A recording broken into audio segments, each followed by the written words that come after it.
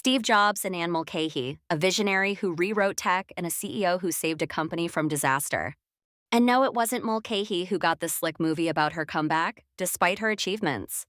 But hey, when did being a groundbreaking woman ever get the same fanfare? Let's dive into these two icons and see what they can teach us about bouncing back. Steve Jobs might be a household name, but Anne Mulcahy should be. Jobs came back to Apple in 1997 when the company was on life support. Mulcahy took over Xerox in 2001, with debts higher than most of us care to imagine and a team desperate for change.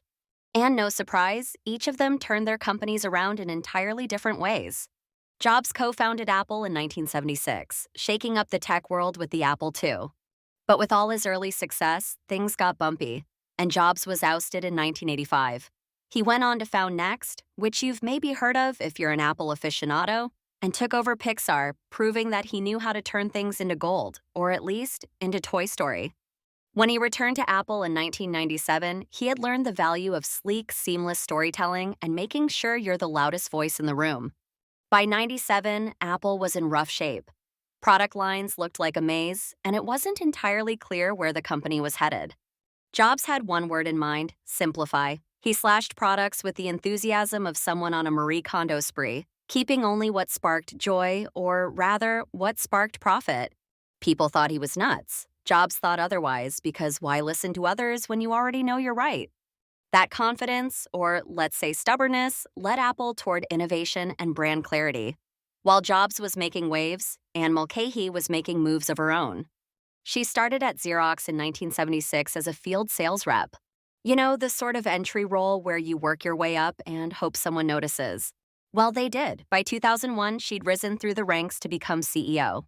And what did she find? A Xerox buried under $18 billion of debt, an old-fashioned corporate culture, and a workforce tired of bad news. In other words, a mess. Most would have handed out tissues, said their goodbyes, and walked away. Mulcahy? She rolled up her sleeves and got to work. Jobs and Mulcahy couldn't have been more different in their approaches. Jobs was intense, autocratic, and a bit of a perfectionist.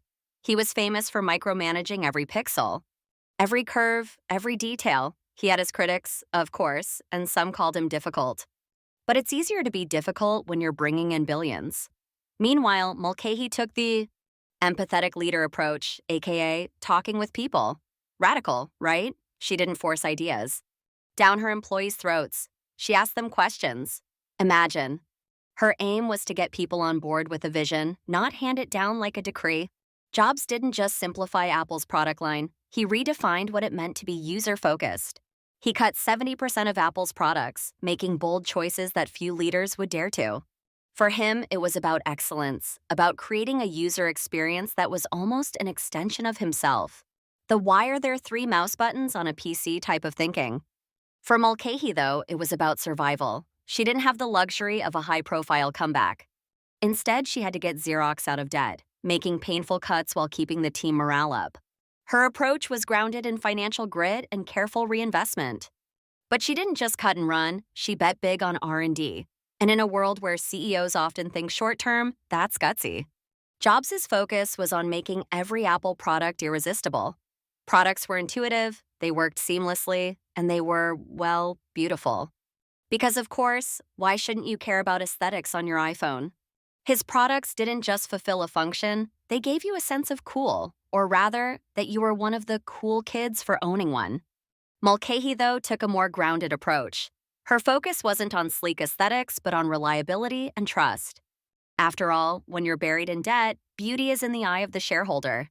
She brought customers back by rebuilding Xerox's reputation for reliability and by pushing digital innovation. And honestly, without all that groundwork, Xerox wouldn't have made it back onto the map.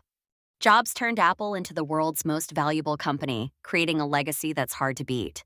He believed that technology should be simple, intuitive, and a joy to use ideas that have become the benchmark in tech. When you pick up any Apple product, you can feel that design philosophy, from the minimalist packaging to the device itself. Every Apple Store visit has you walking out feeling like Jobs personally signed off on the experience, and in a way, he did. Mulcahy's story might be quieter, but no less powerful. She saved Xerox from collapse and reshaped the company's future. Her ability to navigate tough decisions with empathy won her loyalty and respect across the board. And she didn't just rebuild a brand, she rebuilt trust. Named CEO of the Year in 2008, Mulcahy's story reminds us that empathetic leadership isn't just good PR, it's good business. So, what's the takeaway from Jobs and Mulcahy? Vision and toughness matter, but so do empathy and listening. Jobs' approach was about having a vision and not letting anything or anyone get in the way. Mulcahy's was about adapting and lifting others up in the process.